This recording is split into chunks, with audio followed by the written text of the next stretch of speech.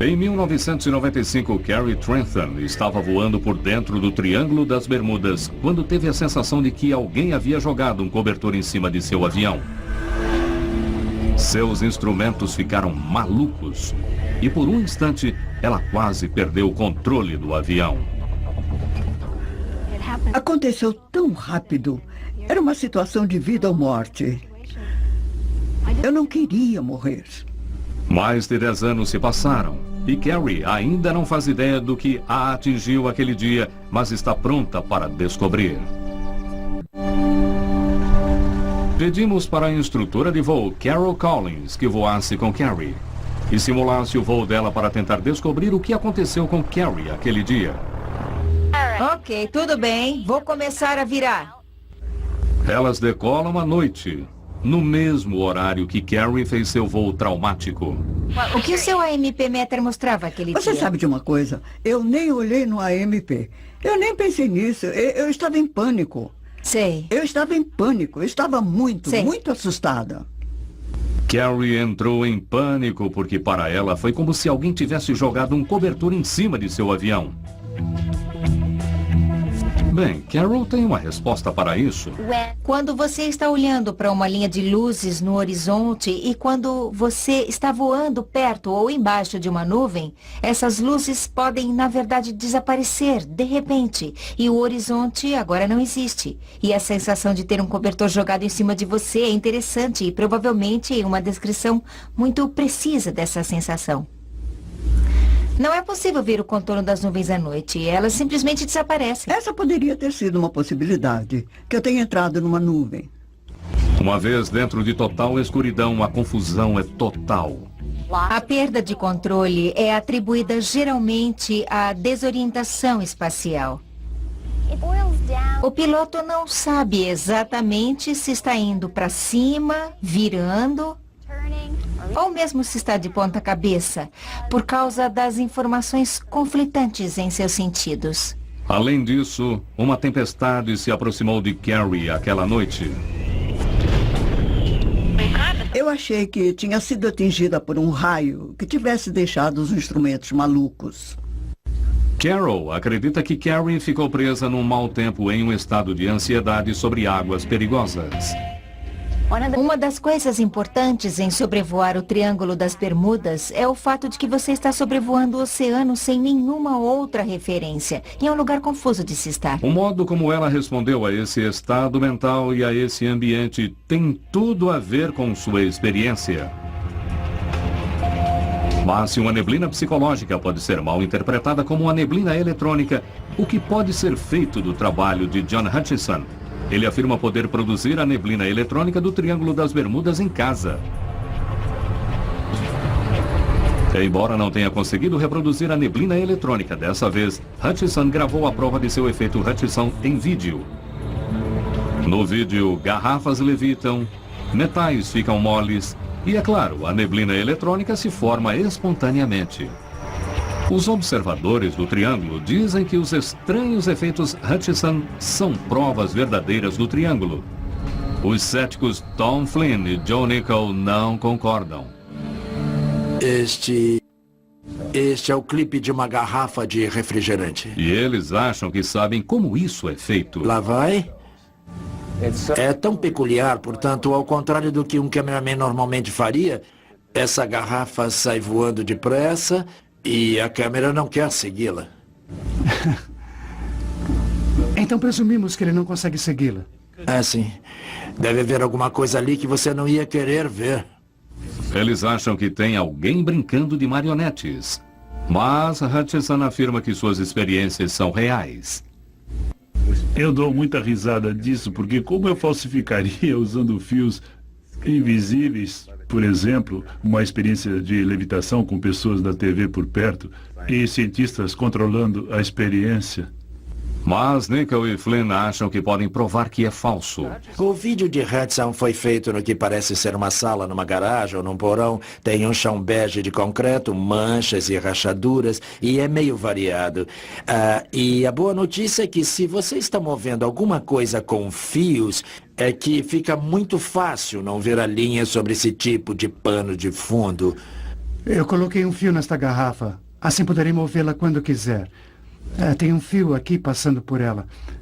Agora, nós vamos ter o que eu chamo de perfeito efeito de marionete. Aqui vocês provavelmente podem ver essa linha de nylon contra a minha calça preta. Mas, se eu der um passo para o lado, a linha desaparece. Quando você estiver pronto, Joe, vamos começar um balanço. Ok, fique esperto para poder fazer ela voar.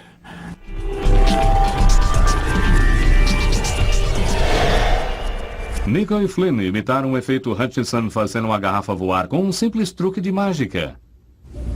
Mas será que eles conseguem imitar a neblina eletrônica? Agora vamos mostrar como criar um efeito de neblina eletrônica e como achamos que ele é feito. Primeiro, imitamos o efeito de luz do pano de fundo que, como podemos ver na imagem original, parece redondo e colorido, com um pouco de luz no meio, como se fosse uma lâmpada comum. Então, colocamos uma lâmpada comum colorida fixa dessa maneira e criamos uma neblina semimetálica com um pouco de metal expandido. Na verdade, estamos usando uma esponja dessas de cozinha. E estamos movendo-a rapidamente bem perto da lente, o que a mantém fora de foco. E estamos colocando muita luz dentro dela, de forma que conseguimos esse ótimo efeito. Então, temos o efeito de uma substância parcialmente desconhecida, parcialmente iluminada e parcialmente opaca na frente das lentes, e ela age exatamente como uma neblina eletrônica. Acabamos de ver como criar o efeito Hutchinson. E para Nico e Flynn, a resposta mais simples é geralmente a mais provável. Nada do que o Sr. Hutchinson fez prova coisa nenhuma. Ele não nos deu prova de nada. Ele precisaria demonstrar esse efeito na frente de cientistas com credibilidade e sob condições que mostrassem que não se trata de um truque. Mas será que essa estranha neblina eletrônica poderia deixar bússolas malucas e nos afastar da verdadeira resposta? Será que haveria outro fenômeno poderoso, mas totalmente natural, no coração do Triângulo das Bermudas? Talvez esteja na hora de nos voltarmos para a principal corrente da ciência e aplicar um pouco de bom senso ao caso do Cyclops, do voo 19 e do Witchcraft. Todas essas histórias são trágicas, mas o caso do Witchcraft é particularmente desconcertante. Após partir para uma viagem de lazer para ver as luzes da cidade de Miami, o barco atinge alguma coisa na água e desaparece. Minutos antes de um calmo pedido de ajuda. Exames mais detalhados mostram que o mistério do Witchcraft não é um mistério tão grande assim. A verdade é que ninguém sabia onde o Witchcraft estava e o tempo estava terrível. O autor Larry Kirsch pesquisou os fatos do desaparecimento do Witchcraft. Eles não estavam em uma posição exata como disseram que estavam, pois, caso contrário, a coisa seria bem mais misteriosa do que realmente foi. Nunca nada foi encontrado e havia uma tempestade aquela noite. Eles estavam falando sobre ondas fortes e não conseguiam enxergar no escuro. Mas a guarda costeira chegou 19 minutos depois do pedido de SOS do Witchcraft. Como o barco pode ter desaparecido completamente tão depressa? Não foi encontrado nenhum traço de um navio que supostamente era inafundável. Meu comentário para isso é que o Titanic também era. Qualquer navio pode afundar, qualquer avião pode afundar. Mas mesmo sob as melhores condições, é difícil encontrar alguém perdido no mar. Jim Noe é especialista em busca e resgate da Guarda Costeira de Miami há 13 anos. Uma grande parte da área que pertence ao Triângulo das Bermudas é em oceano aberto e fica a centenas de quilômetros do continente mais próximo ou de algum tipo de local para comunicação. Então seria perfeitamente possível não saber a localização precisa de um barco, navio ou avião que tenha caído ali. Adicione a isso o violento efeito da corrente do Golfo. Aquela corrente poderosa e rápida que varre o oceano desde o Mar do Caribe até o Atlântico Norte. O oceanógrafo Arthur Mariano estuda a corrente do Golfo e o Triângulo das Bermudas há anos. Ele diz que a corrente do Golfo pode fazer navios e aviões desaparecerem sem deixar traços por causa de uma coisa chamada dispersão turbulenta. Quando o navio ou um avião vai para baixo, ventos e correntes fortes balançam a embarcação e a arrastam por quilômetros, às vezes numa questão de minutos. Mariano pode nos mostrar exatamente como funciona, com um tanque e um pouco de tinta verde. Ok, agora vamos colocar um pouco dessa tintura na água. Quando não há ventos fortes, nem nenhuma onda, quando não há correntes fortes, a tinta permanece unida. Mas com uma corrente um pouco mais forte, a tinta se move bem mais depressa. Brian vai tentar aumentar o vento para gerar mares mais desenvolvidos. À medida que as ondas ficam maiores, a dispersão vai aumentando também. O que isso pode nos dizer sobre o Triângulo das Bermudas? A combinação de ondas fortes, ventos fortes, correntes fortes e uma forte atividade, tudo isso leva a grandes taxas de dispersão na área do Triângulo das Bermudas. Então, quando a pessoa se perde no Triângulo das Bermudas, se ela não foi encontrada nas primeiras horas, o resgate se torna extremamente difícil. Mas será que podemos comparar uma tinta com um avião de 7 toneladas? Essa tinta é passiva. É apenas um marcador para que possamos ter uma indicação do movimento da água. Quando destroços afundam no oceano, eles também são material passivo. Portanto, eles também serão movidos pelas correntes, pelo vento e pelas ondas. Parece que o enigma do desaparecimento de destroços não é tão enigmático. Mas ainda temos que resolver o maior mistério de todos. Para começar, o que pode ter causado todos esses acidentes? É tentador culpar os suspeitos paranormais de sempre, como a neblina eletrônica ou aliens, pelos desaparecimentos no Triângulo das Bermudas. Mas a verdade é que o clima é provavelmente mais do que culpado. O Triângulo das Bermudas tem uma colisão ou convergência de vários tipos de tempo e situações oceanográficas. Temos uma corrente vindo do norte e temos ventos vindos do sul. E depois, na fronteira ocidental, temos a corrente do Golfo, que é a água propriamente dita. O tempo aqui, mesmo deixando de fora todos os desafios das correntes e ventos, é mais do que pouco errático. A corrente do Golfo por si só cria seu próprio clima. Ela tem esse tipo particular de potencial. Mas há muita coisa acontecendo no Triângulo das Bermudas de que ninguém ouve falar. Existem coisas como trombas d'água, ondas gigantes e outros tipos de fenômenos em menor escala que podem ocorrer em uma curta distância, talvez uns 200 metros, e que na verdade nunca serão vistos nem previstos por ninguém.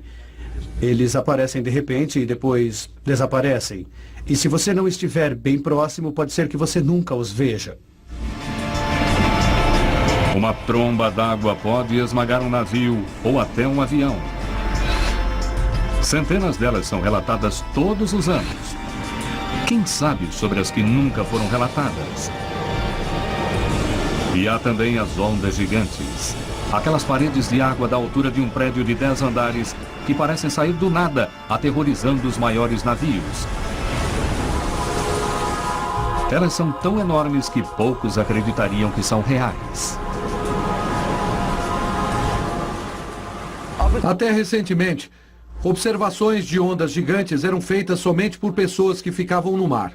Em alguns casos, as ondas eram observadas por capitães de navios da Marinha Americana e eles diziam que elas chegavam até centenas de metros de altura.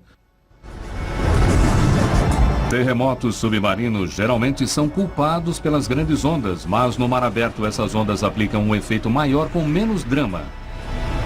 Um vento forte e incansável e um mar violento podem ser a receita para levantar essas águas perigosas a alturas perigosíssimas. O Triângulo das Bermudas tem todos esses ingredientes e mais um. Bom, no Triângulo das Bermudas, com a quantidade de navios que eles têm navegando ali, há uma possibilidade muito maior de que uma onda gigante, mais cedo ou mais tarde, possa influenciar um navio e até virá-lo. Mas uma onda gigante certamente não teve nada a ver com o destino do voo 19, quando 14 homens desapareceram. Os homens do voo 19 eram pilotos experientes. Obviamente, eles seriam capazes de executar um exercício de treino sem problemas. Mas a verdade é que era a primeira vez que o líder da equipe fazia aquele trajeto de voo. Aquele era o segundo voo do piloto Taylor para fora de Fort Lauderdale, provavelmente seu primeiro voo em direção às Bahamas. Quando eles começaram a voar, o tempo fora da Flórida foi declarado favorável. O mar, de moderado a violento. Depois de 1 hora voando, Taylor relatou que estava perdido. Tenho certeza que estou sobrevoando Keys, mas não sei a que altura. E sua bússola não estava funcionando direito. Embora a tripulação estivesse no triângulo, em algum lugar a leste de Fort Lauderdale, quando Taylor pediu ajuda, ele achou que eles estivessem ao sul, em Florida Keys. Larry Kush acha que Taylor só estava confuso e não confiou em sua bússola. Isso é típico quando a pessoa está perdida e fica confusa. A bússola não concorda com o que ela vê e aí ela diz que a bússola quebrou. Mas e quanto aos outros 4 pilotos? Eles também estavam perdidos e confusos ou a bússola de todos falhou? Como esse voo pode ter se perdido nas Bahamas e não ter visto nenhum marco em terra? Só se ele estivesse voando em círculos e a bússola tivesse ficado maluca. Mas uma gravação no rádio prova que pelo menos um dos pilotos sabia para onde ir. Droga! Se a gente fosse para o oeste, chegaríamos em casa. A equipe estava frustrada, mas seguiu seu líder. E depois, segundo a pesquisa de Kush, houve uma mudança no tempo para pior. Logo eles se viram no escuro. Veio uma tempestade e o mar ficou violento. Mas eles aguentaram firme. Eles estavam ficando sem combustível e, aparentemente, tentaram resolver o problema antes que isso acontecesse. Eles também ficaram sem sorte. Eu acho que uma tempestade chegou e as ondas eram muito grandes. Acho que esses aviões aterrissaram e quebraram quase que imediatamente. No final, os trágicos eventos do voo 19 provavelmente acabaram sendo uma combinação de erro humano e mau tempo. Mas há mais mistérios em torno desse voo. Logo depois que o esquadrão desapareceu, as buscas começaram. Quando a torre de controle percebeu que os aviões estavam realmente perdidos, eles chamaram todas as torres de todos os aeroportos e todos procuraram na costa leste, alertando que os aviões haviam se perdido. Um avião de busca. O Martin Mariner estava levando 13 homens. Ele também desapareceu. O que estava acontecendo no Triângulo aquela noite? Como se explica que 6 aviões tenham simplesmente desaparecido em 24 horas? No caso do Martin Mariner, a resposta provavelmente é bem simples. As pessoas sempre se referiam a esse avião como um tanque de combustível voador. Ele soltava muita fumaça e era propenso a explosões espontâneas, sem que ninguém ouvisse. Na verdade, a tripulação de um navio viu uma grande explosão no céu logo depois que o Mariner decolou. Mais tarde, vazamentos de óleo e destroços provaram que o Martin Mariner realmente explodiu. Então a prova mostra que deve ter havido uma resposta ao caso do voo 19. Mas e quanto ao caso de Cristóvão Colombo? A bússola dele parecia um pouco maluca quando ele chegou ao Triângulo das Bermudas. Mas há uma resposta simples. Nenhuma bússola aponta para o verdadeiro norte. Elas apontam para o norte magnético, que está em constante movimento. Como o norte magnético está a muitos quilômetros do norte verdadeiro, as leituras das bússolas mudam à medida que a pessoa viaja pelo globo. Todos os navegadores sabem como compensar isso, mas na época de Colombo, eles não sabiam. E assim outro dos mitos do Triângulo é explicado pela ciência. Mas não é tão fácil explicar o destino do Cyclops. O navio de 150 metros de comprimento parece ter desaparecido no ar em 1918. Depois de seu desaparecimento, o presidente Woodrow Wilson declarou: apenas Deus e o mar sabem para onde este grande navio foi. Ele levava uma carga pesada, mais de 45 toneladas. Alguns dizem que o Cyclops era extremamente propenso a tombar com as ondas. Uma tempestade violenta pode facilmente ter virado o navio e sua carga, que ao ser jogada de um lado para outro, deve tê-lo tombado. O problema é que não houve nenhuma tempestade naquele dia. Pelo menos não onde todos pensavam que ele estava. dentro do Triângulo das Bermudas. Mas será que ele pode ter ido parar em outro lugar? Em 1968, um mergulhador da Marinha chamado Gene Hawes descobriu uma grande e peculiar embarcação a 110 quilômetros a leste de Norfolk, Virgínia. E ele deparou-se com esse navio de aparência estranha, com essas estruturas enormes acima. Na verdade, Hawes quis explorar um pouco mais. Mas ele ficou sem ar e foi forçado a vir para a superfície antes que pudesse investigar. Ele nunca esqueceu aquele navio. Anos mais tarde, ele viu uma foto do Cyclops e soube que era o mesmo navio. O navio que Hawes viu não estava longe do destino final do Cyclops. Quando ouviu sobre a possível descoberta, Cush começou a calcular. Ele calculou que seriam precisos cerca de 6 dias para que o Cyclops chegasse no local do naufrágio. Ele havia saído de Barbados no dia 4 de março e pode ter chegado ao local do acidente no dia 10 de março. Bom, eu fiz uma pesquisa à procura de registros sobre naufrágios. Descobri que houve uma grande tempestade na época e que isso afetou todo o litoral leste. Houve alguns navios que sofreram grandes avarias. Mais uma vez, o clima parece ter sido o culpado. Alguns anos depois, mergulhadores da Marinha tentaram localizar o naufrágio que Hawes havia descrito, mas eles nunca o encontraram. Então parece que as respostas para o desaparecimento do Cyclops nos levam apenas mais a fundo no mistério. Pode ser que nunca saibamos com certeza o que aconteceu com o Cyclops, com o Witchcraft e com o voo 19. Mas se estamos tentando resolver o mistério, há um fato importante a ser considerado. A verdade é que, estatisticamente falando, o Triângulo das Bermudas não é mais perigoso que qualquer outra rota no oceano quando há mau tempo. Mau tempo só é um problema se você está nele. E o mau tempo existe em toda parte. Porém, por causa do número de navios nessa região, assim como o número de aviões, a probabilidade aumenta e mais cedo ou mais tarde, a probabilidade de um navio ou avião em uma área com mau tempo acaba aumentando. Mas não é porque podemos explicar a maioria dos desaparecimentos no Triângulo das Bermudas que este caso está encerrado. O que está acontecendo no Triângulo das Bermudas é um fenômeno que acontece há anos. E isso tem a capacidade de afetar tempo e espaço, o que o torna tão difícil de entender.